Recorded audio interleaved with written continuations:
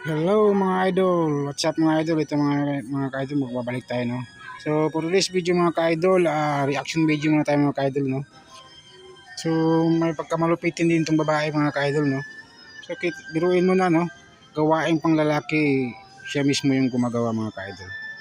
So bilib talaga ako sa mga babaeng mga ganito no, walang pinipiling trabaho no.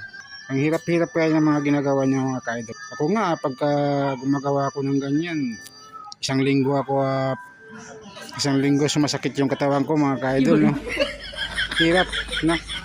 Paano pagka hindi ka sanay sa ganyan mga ka-idol. No? Pitab na.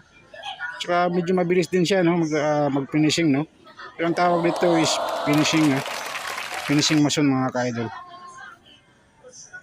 So medyo maganda lang yung halo siguro nila mga ka-idol no. Pero kung anong klaseng buhangan yung ginagamit nila. O yung puro siguro no. Kasi may mabibili dito ng ganito na purong yung parang may mabuhangin siya mga ka-idol no. Nasa 400 o 600 yung bags ata niyan ngayon mga ka-idol no. So ewan ko kung anong lugar to no.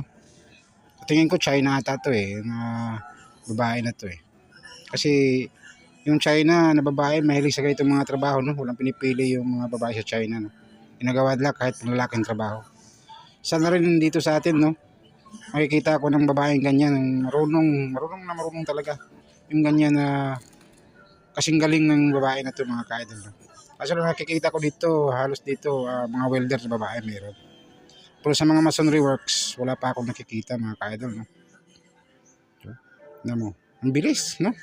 Ang dali lang, ang dali mga ka-idol.